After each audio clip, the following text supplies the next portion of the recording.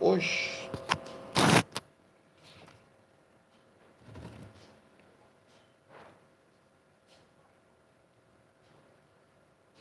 Imagine that.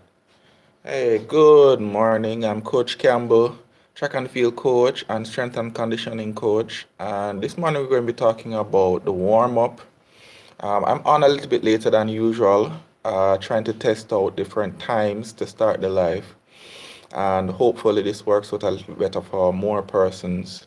I've also been trying to get some feedback about what time is best to go live based on the poll that I put up both over on Instagram and here on TikTok. I've seen where people are saying that they prefer the afternoon as opposed to morning times, and some people are saying midday.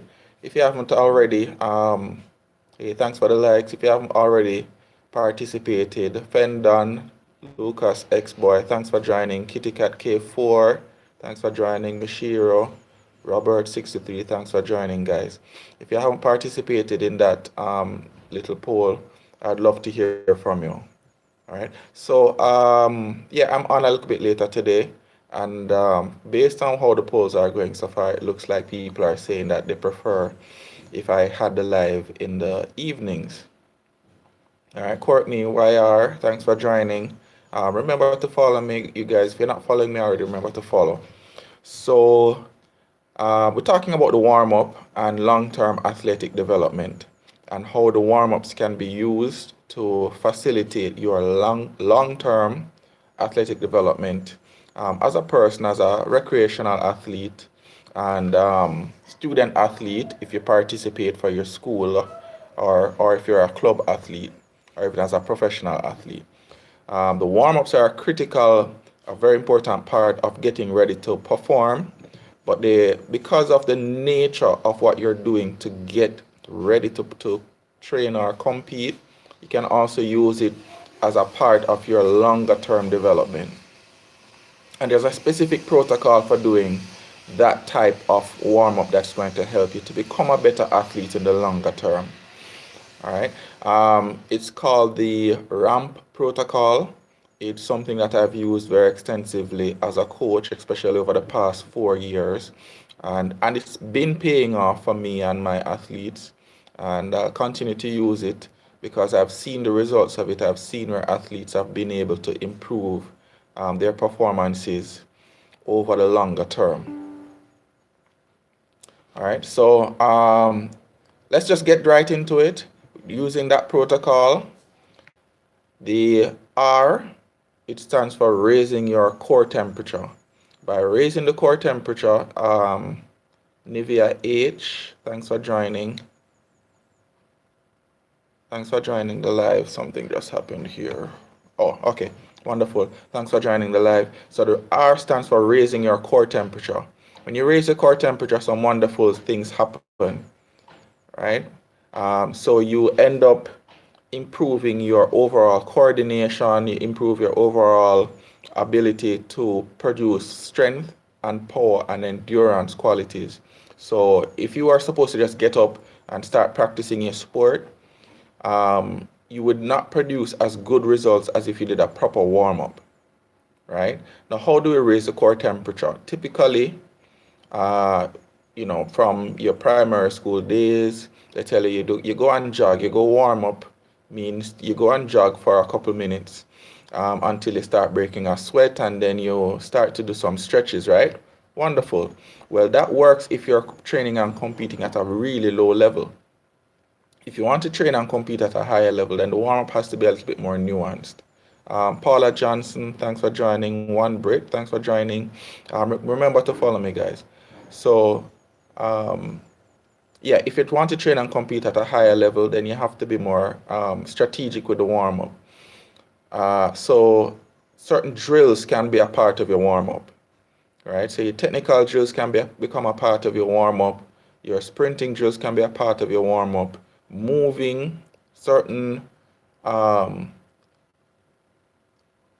calisthenic movements, moving your body through different planes of motion can be a part of your warm-up, right? So we're talking about rotational movements, sagittal movements, movements with rotation and extension, movements with flexion and rotation can be a part of the warm-up. You don't just have to jog and then, for your warm-up. You can do a lot of different movements. And all of those things will help you to break a sweat, increase your core temperature so that the rest of your warm-up can go pretty well.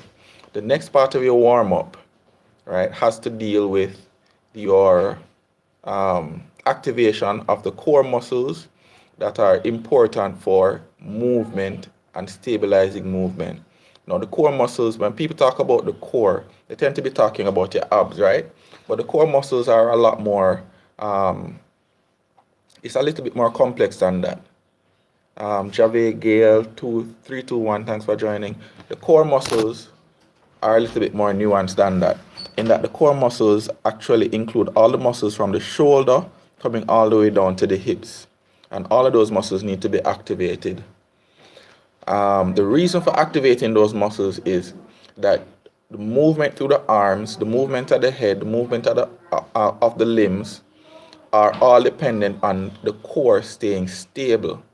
If you can't stabilize the core, then you're not going to get very powerful movements, or you're not going to be able to move in a consistent way.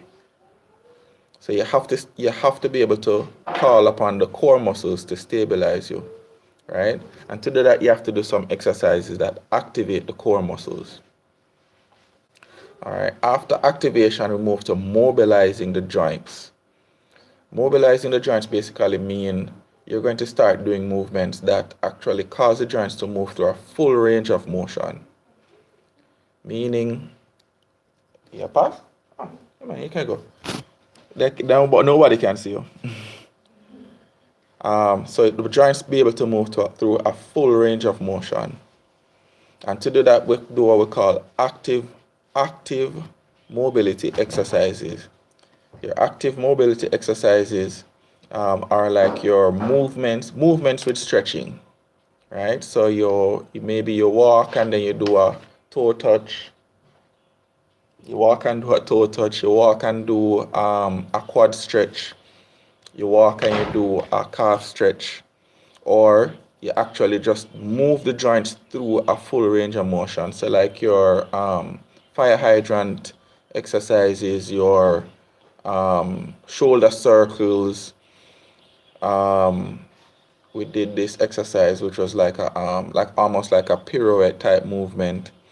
Arabesque, right? All of those are movements with stretches. And then the last part of your warm-up is a potentiation exercise. A potentiation exercise can come back to certain specific drills that are proven to improve the main part of your exercise that is coming up next. Okay? The main part of it, the main theme of your training session. So your potentiation must be proven to improve that. I'll give you some examples. There are certain things that improve sprinting. Hurdle hops, hopping over hurdles, low to medium height hurdles, improves sprinting. Box jumps improve sprinting. All right. What else improves sprint? Oh, horizontal jumps, box jumps, hurdle hops, vertical jumps improve max speed or max velocity sprinting. So any of those activities, if you know that you have a sprint workout coming up, depending on the type of sprint workout, then you can include them and you'll see a boost in your sprinting. Hill runs improve sprinting, and also weighted sled runs, right? So I just gave away an entire box of secrets for free on the live, but there are other things that will improve other exercises. For example, explosive push-ups can improve your bench press if you do them right before, right? Certain medicine ball drills, like there's a drop catch where somebody, if you're lying on the ground and somebody drop the medicine ball, they drop it, you catch it on the way down and just explosively push it back, punch it back up. That definitely improves the bench press. And over time of doing these exercises right before you get into your main workout, you'll find that you gradually just start to gain these types of massive improvement.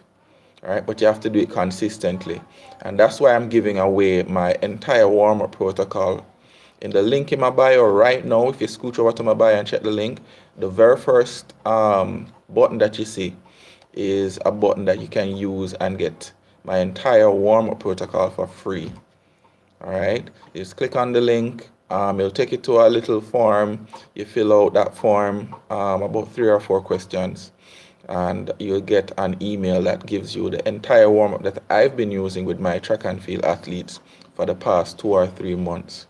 All right, so you guys get that for free. It follows the same protocol that I've just outlined, the RAMP protocol, which is a protocol for long-term athletic development.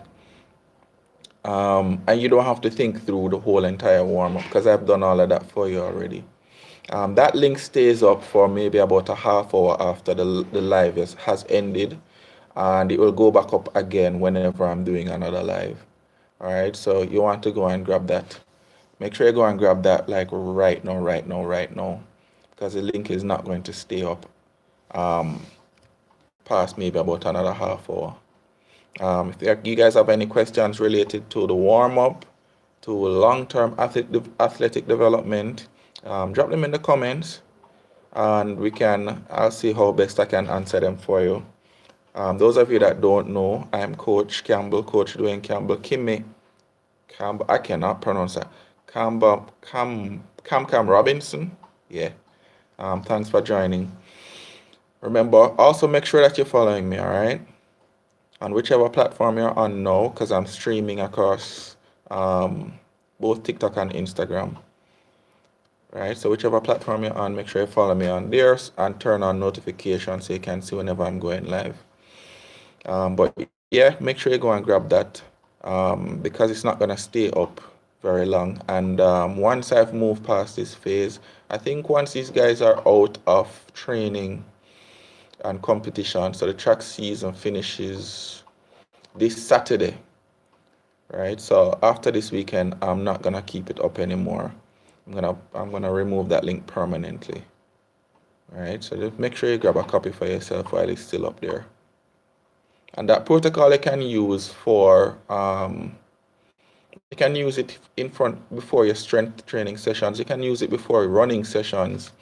You can use it before your sprint sessions, because the main theme of what we worked on coming down after champs until the trials, which starts tomorrow, was speed improvements and how we get to improve the actual top end speed for a sprinter or a jumper. All right, and I'm giving that away to you guys for free. So yeah, it follows the most effective protocol for long-term athletic development. And RJP211, thanks for joining. A little bit late, but make sure you follow me and head over to the link in my bio and grab your copy of the warm-up protocol. All right, I'll keep it up there for about another half hour. All right, and I'll see you guys on the next live. All right, Marvin Anglin, just check the link in my bio and grab that protocol.